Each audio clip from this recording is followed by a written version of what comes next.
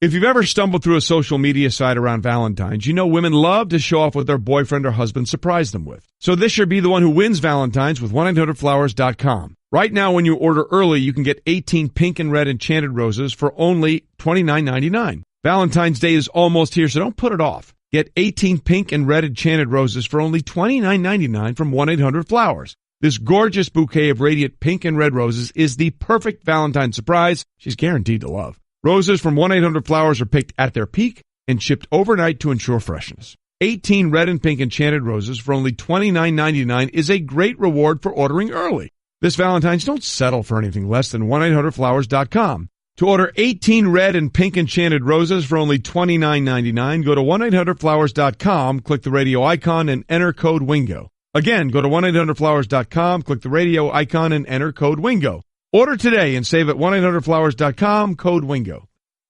Great news. There's a quick way you can save money. Switch to Geico. Geico could help you get great coverage at a great price. And it only takes 15 minutes to see if you could save 15% or more on car insurance. Go to geico.com today and see how much you could save. It's Golick and Wingo on ESPN Radio and ESPN2. I'm Jason Fitz, in for Trey.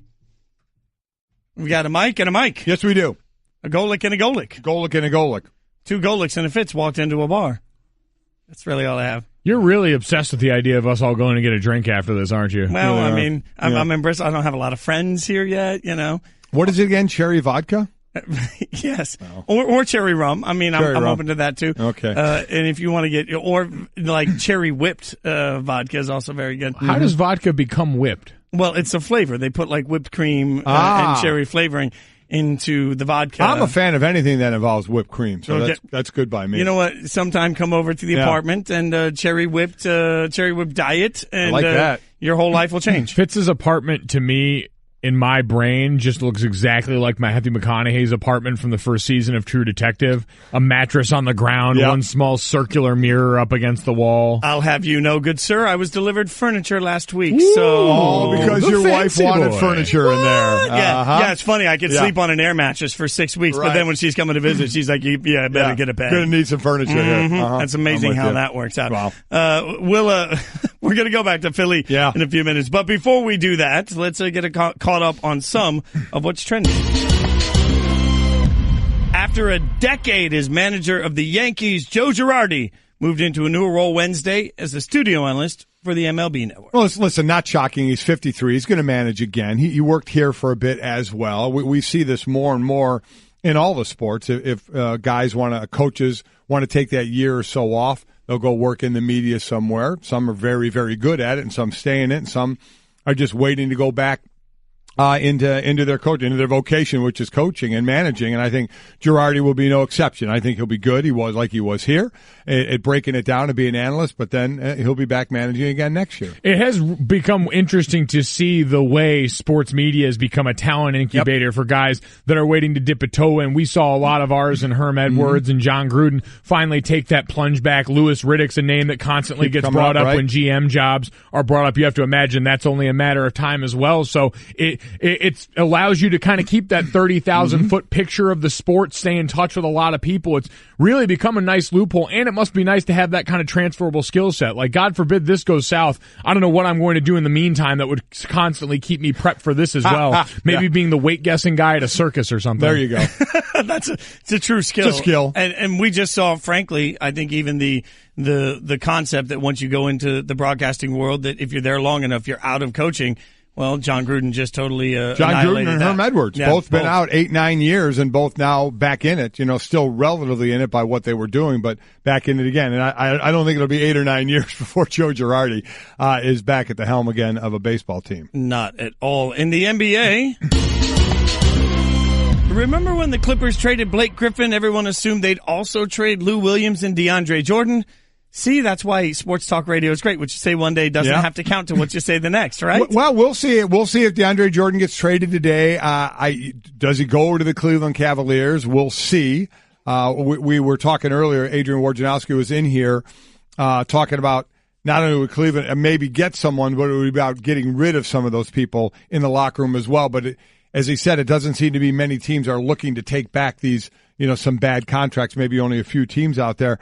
But what's interesting is Lou Williams signed a deal where last year guys that you really hadn't heard of were making $10, $12, $14 million a year, and everybody's kind of scratching their head. And I'm like, hey, more power to them. Make all you can. Well, that would have been Lou Williams last year. This year they said the money's tighter. He signed an extension. Adrian thought he could have got a little more money, but 3-year extension at $8 million a year. But also, so he's still tradable. I mean, that if someone's looking for a scorer, that is not a bad contract to pick up at all. That's a good contract. No, it's really an interesting time in the NBA. We remember they front-loaded a lot of that TV money in the way it was distributed cap-wise for them, and so the cap not jumping nearly as much as they expected. And Woj mentioned that this summer is going to be a tighter free agency period as well. So forget all the football players that have been looking over at basketball players for so long. It's just going to be basketball players, and this year looking back at the summer of 16 like, oh, okay, good. So I'm just the victim of the bad timing award. I'm still going to be interested to see how we judge the Clippers through all of this. If it turns out Lou Williams sticks around, they don't do anything with DeAndre Jordan, and so all they did was ship out Blake Griffin. Right. I mean, that's going to make us perceive that trade much differently. Unless they do something on down the road with Lou and or DeAndre Jordan. And we're talking about these basketball players. Take it down another level. Think of the baseball players. How much is going on there with all the free agents that haven't signed and the union starting to get involved in that, maybe having a camp for unsigned guys. It's getting,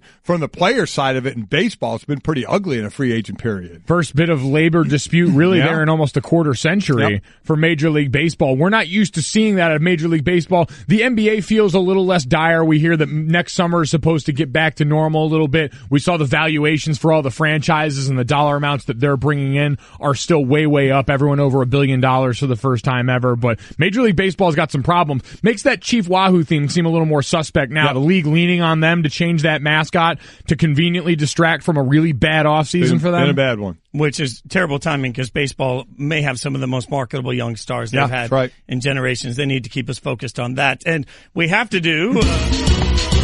This is going to be a new requirement since we're doing what's trending. Let's get in a little bit of Olympic Pyeongchang news. Loser Aaron Hamlin will carry the U.S. flag at the opening ceremony in Pyeongchang tomorrow. Yeah, we're going to play that every time we have never gets old. We have a Winter Olympics update. How about that? 4-time Olympian. As she said, we've grown up watching the Olympics, and we're always like, who's going to carry the flag?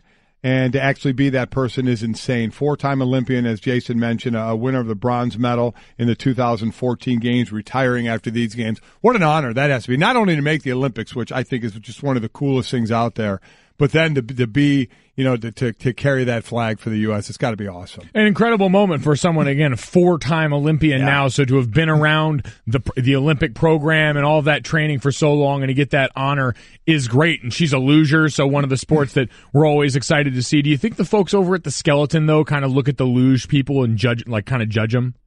I would think one would judge each other's, from the bobsled to the skeleton to the luge to all the. Which one would you like to do most?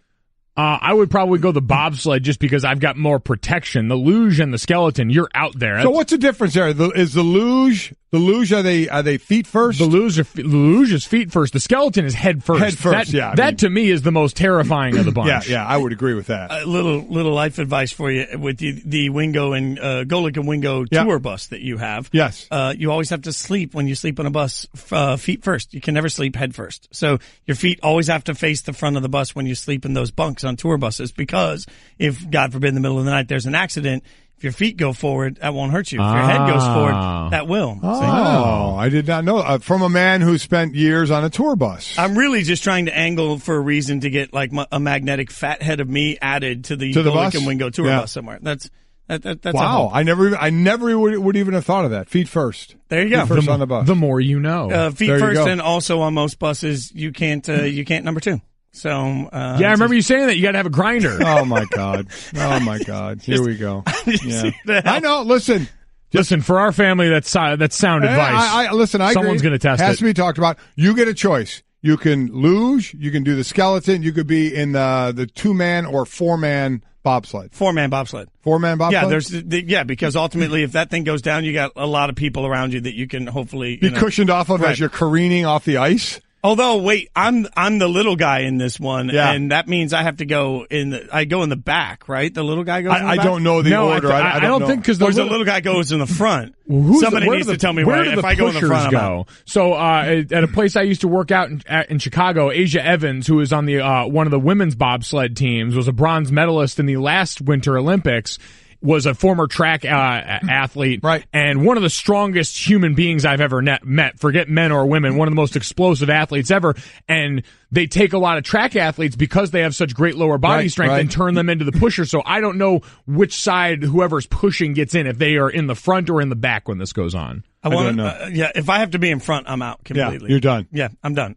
We're expecting to hear from Eagle Center Jason Kelce in just a minute from the parade. But first, Mike. A word from ZipRecruiter.com. Hiring, if you are, every business needs great people and a better way to find them. Something better than posting your job online and praying the right person happens to see it. ZipRecruiter, they've revolutionized hiring. Their technology finds great candidates for you. It learns what you're looking for, identifies people with the right experience, and invites them to apply to your job. And right now, listeners and viewers of this show can try it for free at ZipRecruiter.com/Wingo. That's ZipRecruiter.com/Wingo. ZipRecruiter, right now, gang, is simply the smartest way to hire. I can't help but think back to a quote my grandfather gave me from Calvin Coolidge about persistence. He gave me that quote when I was 18 years old, when I was not given a scholarship to play at any Division I university, that we were able to overcome everything. Just keep moving forward. I can't help but be a little bit emotional. It's Golick and Wingo on ESPN Radio and ESPN2. Incredibly cool moment there, and an incredibly honest moment for some of what sports can capture, what the Super Bowl can capture. Yeah, that was Jason Kelce after the game talking about no scholarship offers, and the quote is, your grandfather told him about a perseverance and about patience, and it was really incredible and emotional. He got something that I know you and I in our sports career unfortunately never hit the pinnacle of our sports, but how great it has to be able to hit the pinnacle and enjoy that. Well, let's go over to the Shell Pennzoil Performance Line where Jason Kelce, Eagle Center, joins us on the phone. And Jason, you've had a couple of days. Has it sunk in yet what it means to be a Super Bowl champion? Oh, man, it's definitely starting to sink in. I'm at this parade right now, which is why I'm so behind today, but it's been a pretty special last few days. And the entire city of Philadelphia lets you know every single day, so it's been pretty awesome. You know, there are moments, Jason, as in a game that, you know, those 5 or 6 moments in a game, either plays or situations that really define a game. And I was wondering, were you guys leading that whole game, and then it came to a point in the fourth quarter where you're down 33-32. If you could take us to that moment and what the talk was on the offensive side in your huddle when you had first lost that lead and now had to play from behind. You know, there wasn't really like a huge rah-rah moment, to tell you the truth. There was just, you know, Jason Peters pulled everybody aside right before we went out, you know, for the offensive drive, and just kind of told us, you know, just to keep doing what you're doing. You guys are killing them. They can't stop us. Because at that point, their defense, I think we'd only punted one time in the game. So, you know, we were really confident that we were going to be able to move the ball down the field score. And, you know, we didn't want to change anything up because, you know, once you start changing stuff and once you start, you know, adjusting what you're doing, especially when what you're doing is already working, we didn't want to do anything like that. Jason, when the quarterback change happened, because obviously you mentioned you lost Jason Peters in the season as well, but losing Carson Wentz and knowing that Nick was coming in and you guys had some work with him, what was that adjustment like for you guys on the line? Obviously, each quarterback is different and has different things that they do well. Was there any adjustment period for you guys or time where you felt you had to put more on your plate? Well, you know, we're actually pretty fortunate because, you know, especially for center quarterback, that's a huge communication aspect. And I've worked with Nick for a long time. You know, I was here in Philly when he first got into the league, and so there was some familiarity there. And the first thing I did, I know that Nick's a very loud, vocal guy. Right during the Rams game, I pulled him over and let's get a couple cadences. Let's make sure everybody's dialed into the rhythm and everything. Go through all the different variations that we're using this week. And then from there on out, it was just trying to make him feel comfortable. What is he like? Where does he like to be hot from in certain pros? So it kind of all came down to just ironing out the finer, minute details to make sure that we can make him feel as comfortable as possible mentally. Jason Kelce, Eagles center, with us on the Shell Pennzoil Performance Line, taking synthetic motor oil performance to a whole new level. Make the switch to Pennzoil Synthetics today. So, Jason, tell me a little bit about adrenaline when you're facing 4th and goal from a player standpoint. You know you've got a pass call that's going to go to Foles. What's that moment for you as a player? Oh man, we were ecstatic when that play came in. I don't think a single guy in that huddle was hesitant. Everybody, like, it was almost like it was like a shot of adrenaline the moment they called that play, and everybody was fired up. We got up to the line. In the back of my head, I was like, this is definitely going to work. There's no way on a 4th down they're not going to be aggressive and lose track of Nick. And I was like, this is 100%. I thought this was a touchdown. The amazing thing is, from a player's standpoint, I know myself and my son Mike, who plays on the wrong side of the line like you, the offensive line, not a former defensive lineman, but we're watching that play and saying, while all the fans would go, oh my God, how could you throw to a quarterback and have a non-quarterback throw the ball? But you're saying as a player, you guys had complete confidence that this play was going to happen. Yeah, because, if you really think about it, that play works if the defense bites on it. That's the only way it doesn't work. And you want to get inside of a defensive player's head on 4th and goal, to really, that was a turning point in the game. You don't think they're going to play over aggressive. You don't think that they're going to, who the heck's worrying about Nick Foles, a guy that they're not even worried about scrambling, much less going out for a pass. We all were, and we hadn't shown it before, so they had no game plan or film study on it. So I think everybody was like, as soon as it came in, I wasn't thinking it at all. But as soon as it came in, I was like, this is perfect. This is going to be awesome.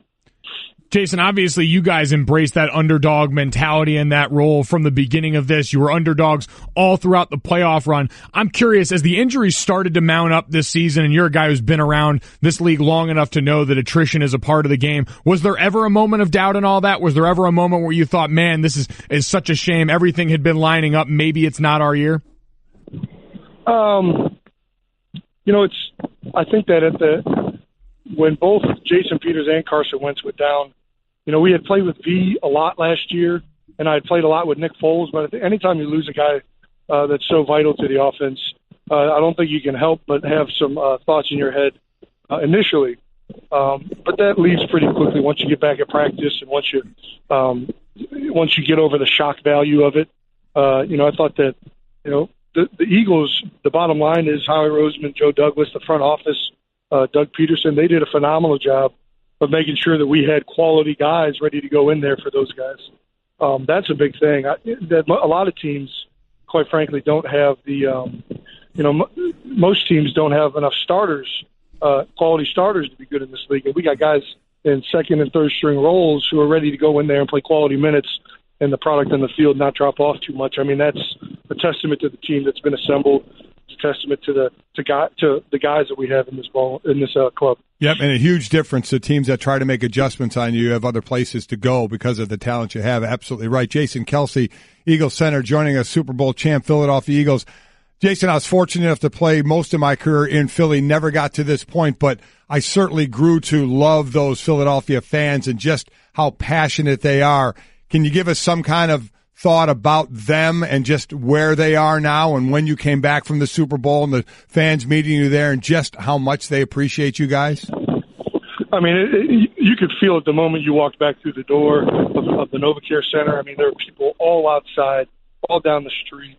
And this has been something for 7 years that people have been waiting for since I've been here. They've been waiting longer than that, but they've been literally telling me, we cannot wait till you guys win. The parade down Broad Street, the joy that the city has. This city bleeds and dies for the Philadelphia Eagles. There's other sports. They're Phillies fans, too. They're Flyers fans. They're 76ers fans, obviously. It's a great sports town. But this city, especially with the Eagles and how long they've been here, it's really been waiting for the Super Bowl for a long time. And you can definitely feel it in the city right now. Jason, you mentioned you were here the first time around when Nick got into the league. You've been through different head coaches here. What has Doug meant to this team? What was the message that he brought to you guys from the minute that he came into the building, and how has it translated into where you are now? I think that the biggest, message that he's always tried to put is just to, not overthink it. He's a very much, he has little motivational things that change each day. But the keys to victory remain the same. Don't turn the ball over. Defense create turnovers. We have to be able to control the line of scrimmage. I mean, it's not, teachings of like a whole new, we're not like reinventing the wheel here. It's just, playing basic fundamental football, take care of the football, execute on offense, get turnovers and create havoc on defense. I mean, that's pretty much what he preaches week in, week out. So, Jason, the parade today, what you guys ready to go? What's the thought process? I mean, it's going to be unbelievable. They're expecting 2 million people. I don't even know what to ask about this or what you could expect with this. Oh, man, I don't know what to expect either. I'm just going at it with an open mind. I'm super pumped up about it. I think that the guys in this room and the guys in the locker room are all really excited to see the show go on today. I mean, it's going to be a pretty special one. Jason, before we let you go, what's the appropriate amount of trash talking allowed with your brother Travis at this point now that you have a Super Bowl championship? Well, now I don't need to talk trash. Now it would just be rubbing it in his face, I think we've been trash talkers our entire life, and our entire football career, we've always gone back and forth about whose team is better and stuff like that. But, now that I got the ring, I don't think I need to do any talking. I'll let him do the talking. You just need to hold the ring up. That's exactly right. Yeah, exactly. Hey, have a great time at that parade. Enjoy the experience, and congratulations, my Jason. friends. Awesome. Thanks so much for joining us. Thanks for having us, guys. Thanks, Jason. Free make. It's great stuff. I mean, do you just hold up the ring? Is that all you do? Oh, that's all you have to do. I mean, he can. Travis can say something. He just holds his hand up, and then if you have the ring on a certain finger, that even adds to it. Yeah, I can say a picture's. They say a picture's worth 1,000 words. Yeah. I think diamonds are worth a few more. That ring, or they all look like trash can lids. Are going to be so big. I mean, that really is going to say it all. I mean, just even at Thanksgiving when it's like pass the mashed potatoes. Oh, like, yeah, is there just a different? I would like the mashed potatoes. I mean, that just feels like the stretch there. You do have to make sure that does become your passing hand at that point. Anytime you've got to hand someone anything, you do it with the ring hand. Yeah, but then you always caution them. It's like, don't get gravy on the ring. Yeah. Don't get gravy on the ring. So cool. Hello, I'd like to deposit this to checking. Fate is a fickle master. What? The future is uncertain. Okay, and what's my account balance? The horizon is cloudy.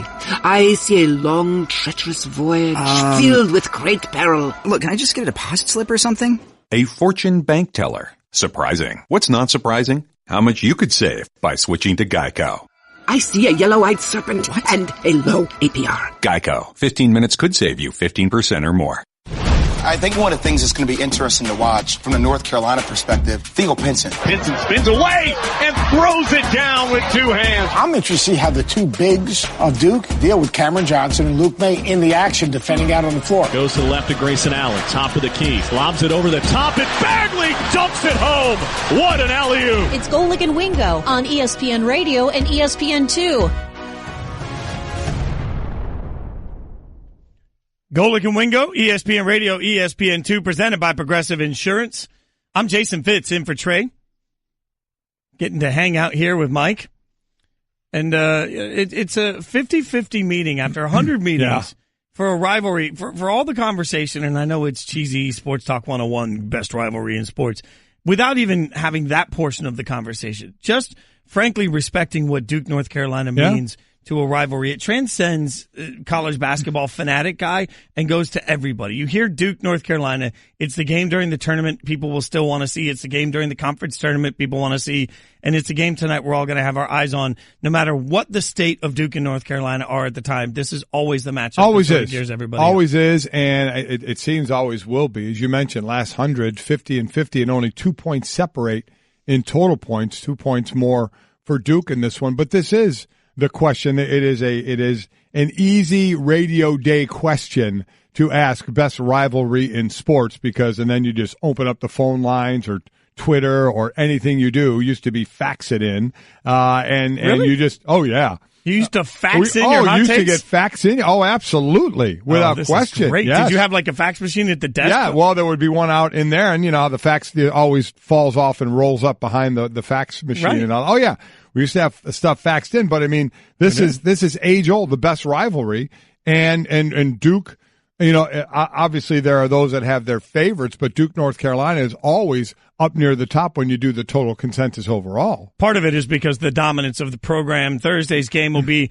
the 80th time Duke and North Carolina face off, with both ranked in the AP poll. That's twice as many as any other matchup in the poll era since 1948, for those of you keeping track at home. So you're talking about two teams that are always great. And one of the things I think interesting, we talked earlier this morning about Chris Ballard saying the rivalry is back on. You don't get to declare that when it's one-sided. And there was a small period where the Colts and the Patriots had a great rivalry, but it hasn't been historic and lasted forever. That's what's being accomplished here. This in a longer variety, because as of late, Duke has won 13 of the last 18 meetings, but still, there's such the great rivalry there. And you have a couple of great players. One, the one and done, probably the top pick in the draft, obviously, in Marvin Bagley III. And then Luke May, the junior for North Carolina. They're the only two major conference players with multiple 30-point, 10-rebound games. Bagley has 6 and Luke May has 2. So it's amazing. And the talent level for Duke, just going through the roof. Next year already in their recruiting class, they have the top recruit, the second, the third, and the 10th. Already committed to them, and more one-and-dones that are going to be. Whenever you were saying one-and-dones, multiple, especially multiple one-and-dones, you always went to Calipari in Kentucky, right. What he's doing there. But Duke's going to have with Marvin Bagley, and then who knows next year with these top players that they have, how many of them will be one-and-dones. As we know, most want to be, but everybody wants it. It's like NFL or college players that want to play in the NFL. 1% make it, 80% think they're going to make it. So you never know what it's going to be, but they're certainly loading up with talent. Tell the 2 stars too with very different paths. Bagley is one of those guys that, like you said, immediate one and done. Luke May is one of those guys that's had to have sort of a rise, and it's yet again. It just feels like whatever one side. There's always a yin and a yang to this rivalry. So it feels like when one program is focused on one style and others focused on another, it feels like they always sort of find that weird balance. This is another example. Luke May though doing, I think it's spectacular to see, and it's a reminder of sort of what college basketball used to be, let's say it that way, where guys had the opportunity to make that rise and to take that time and to become sort of players that can be impactful. Luke May when he goes into the NBA, will be more refined as a result of having been in. And you mentioned it early in the show. This is now where we are, where college basketball starts to push itself more to the front of the classroom here. After the Super Bowl is over, obviously the NBA, we're getting close to the All-Star break there, and college basketball starts to round out as you get closer and closer to the end of conference play in the regular season, into conference championships, and then into March Madness. And we see where we are now. Upsets galore last night, 3 of them, with Villanova losing the number one team overall, losing to 0-11 in the conference. St. John got their first conference win. You have number 3 Purdue losing to Ohio State.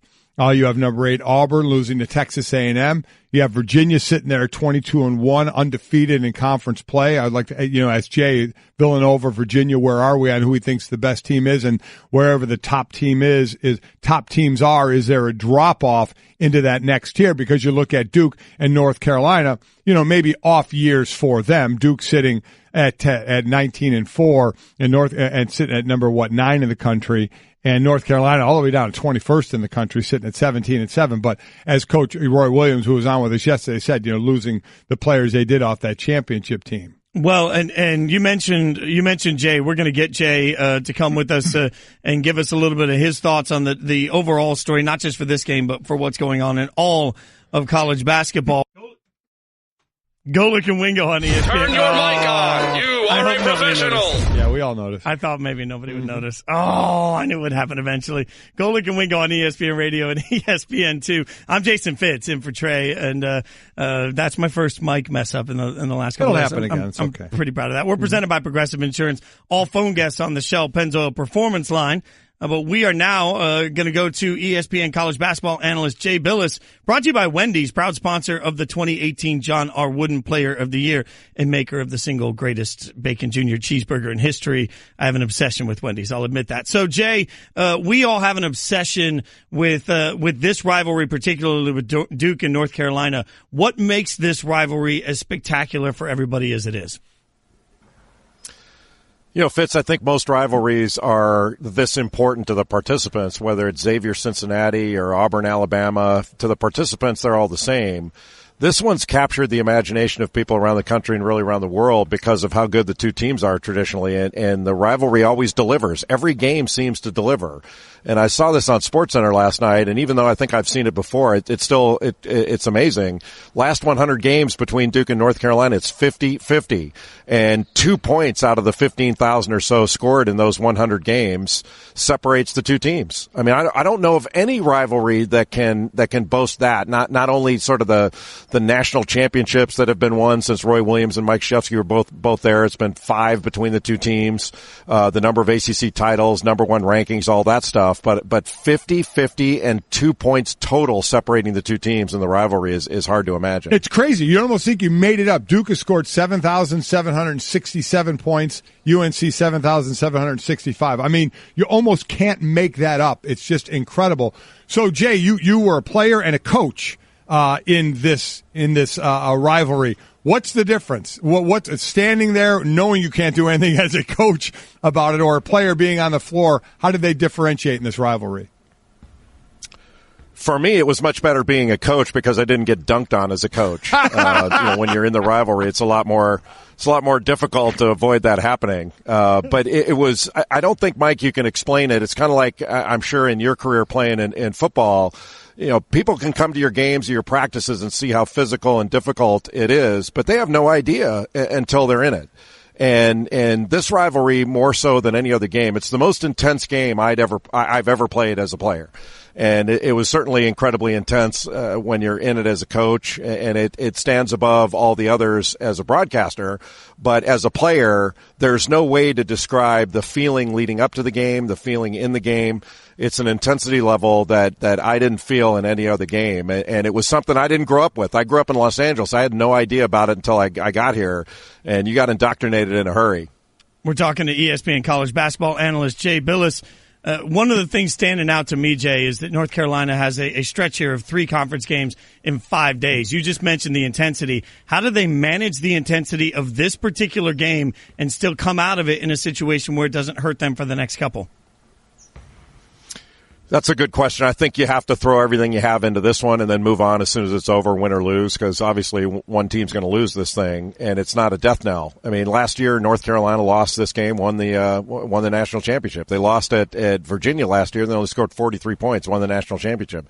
They're not that type of team this year. North Carolina doesn't have that kind of firepower that they had last year or the year before, but they're still very good.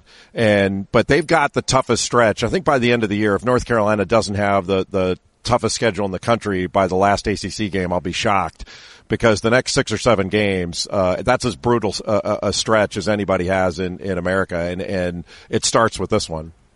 Jay, looking at the right now and then the future with Duke, you see a Marvin Bagley Jr. or Marvin Bagley III, who's going to be the top pick in the draft. You see, and whenever you think of one and dones, you start thinking Calipari and Kentucky putting out 4 or 5 in a year. Next year, Duke has the 1, 2, 3, and 10 as far as top recruits in the country. It's ridiculous. Is that something that Coach K kind of bought in? Is the wrong word, but I mean, this is where we are now in college basketball. So is there the acceptance of, hey, these are the type of guys that we're going to have to get? I think so. Reasonable minds can differ on that. I think a lot of times, Mike, you just recruit the best players, and the best players now tend to leave early. And whether they leave after 1 year or 2 years, I frankly don't see that big of a difference. And, it's interesting. I mean, I know you're not asking for this reason, but, it seems like right now, because of some of the problems that there are in college basketball that have surrounded the game and that have gotten a lot of publicity, people are starting, especially administrators, some of these college presidents, they're starting to blame the one and done. There's one and done is the root of all evil. And that's just not true. Like, these guys actually do go to class. They come back, they graduate. Not all of them, but that's, everybody seems to want the baseball model. And I would ask you, what's the graduation rate in baseball? What's the right thing to do here? And to me, I would rather have players come to college for any period of time, because when they come, they're more likely to stay. When they come, at least even for a year, they're better off they don't come at all. And if you look back at a lot of the one-and-dones, Carmelo Anthony or Kevin Durant or all those guys, they give money to their schools, they're connected to their schools, and they come back. And I don't see how that's such a bad thing. Well, Jay, let's talk about on the court for this particular matchup in the one and done versus the experience. I mean, does experience play into this game at all in your mind? It does, but I think you'd rather have talent and experience, which both teams have had in the past. Duke does not have a lot of experience this year, and they don't have a lot of depth. Coach K only plays about 5 players for extended periods, and he'll have spot minutes off the bench. He's had a couple injuries here and there, but the bench doesn't play that much. Carolina plays their bench more often. They're not as experienced, or they're more experienced overall than Duke is, but they're not as experienced as they were last year in the front court. So I think rebounding is going to be the biggest thing in the game, because Duke has 2 of the best rebounders in the country, and Marvin Bagley III and Wendell Carter Jr. Those guys average about 23 rebounds or 22 rebounds between them. And North Carolina does not do as good a job this year, or as they have traditionally, of protecting the rim and scoring around the rim. So I think rebounds, second opportunities, and then fouls. If Carolina can hang some fouls on Duke early in the game, I think it can have an effect. Jay, the regular season started mid-November. Certainly you have been following it since then, but a lot of people start to really jump into that college basketball now that the Super Bowl is over. So for those out there that are in that box right now, catch us up a little bit. How deep are we at top, or how deep do we go before we get a fall off from the top teams to the next tier? Where are we? Well, Mike, for those that can only concentrate on one thing only at a time, and now that the Super Bowl's over, they can find their way to the TV set to change the channel. College basketball's had a really good year. We've got great players, especially great young players. We have not had the dominant teams that we had maybe last year or the year before, 2015, when Kentucky won 38 in a row before losing the Final Four. The best teams are Villanova, Purdue, Virginia, Michigan State, and I would throw Duke in there.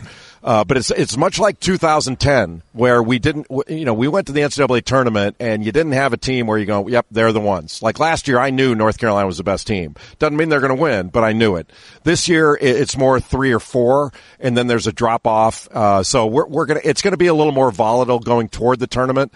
But we tend to say that a lot when we head toward the tournament. Anybody can win this thing, but it's going to be more fun this year because we're not going to have as good of an idea who's got a chance to win past like Purdue, Virginia, and Villanova and Michigan State. It's fantastic stuff, guys. You can check out the game, Duke at North Carolina tonight at 8 p.m. Eastern on ESPN and the ESPN app. ESPN college basketball analyst Jay Billis. Jay, thanks for your time, man. Thanks, Jay. Appreciate it, man. Thanks, guys. Appreciate it. Great. I love that. We're all out of our football funk now. Leave it to Jay. Jay, what a great sarcastic line that was. That was fantastic. If you can only concentrate on one thing, that was well played by Jay. That was classic Jay right there. That was awesome. But it is funny because I understand Jay's point, but there are a lot of people that they dive into college basketball. They do. Exactly right. After the Super Bowl, and that's why for years I've said I wish they put some of these big rivalry games on Sunday at noon and 3, right when you're used to watching, 1 and 4 Eastern. Right. Too many years in Central Time. But put it right where you're used to watching the NFL, like habitual viewing, But I think that one of the interesting things that Jay points out is there's 4 or 5 teams that have a viable shot. We live in a world where so many of our major sports are one team dominant that you look at it and you hear 4 or 5 teams, and I think there's a mindset of a lot of people that say, oh, well, college basketball must be down. There's not a dominant team. That's where we've gotten to because of the Golden States and because of the sustained success of the Patriots in situations like that. NCAA tournament is the greatest thing we do. It's the greatest thing. Hands down. That first Thursday, Friday weekend, is just one of the biggest questions that came up for all of us, doing the South Africa trip. We're leaving March 9th and staying till a whole next week. What am I missing? Selection Sunday and those first few games. I'm like, how am I getting my pick? I got it from South Africa. I got to get the picks in. I got to get my sheet of integrity in, and then all my sheets to win all the cash and all the pools, because that's what it's all about. I have no glory of the game. None. Oh, okay. None. Glory of the game gone. Greeny used to always say, well, you can't act like you picked this upset when you have it on 6 sheets. I'm like, you're right. I can't. It's all about winning the pools. I'll take all you integrity people that want one sheet. I'll take your pool money as I'm beating you with my 5 or 6 sheets and winning. That's the beauty of this thing to me. I am shocked, Mr. Golick. I am shocked. One sheet is the way you go. Because no, it's not. Oh, then man. be in every single pool that I'm in and just hand me your money. because I don't care about integrity. As you'll find out, I care about the cash is what I care about.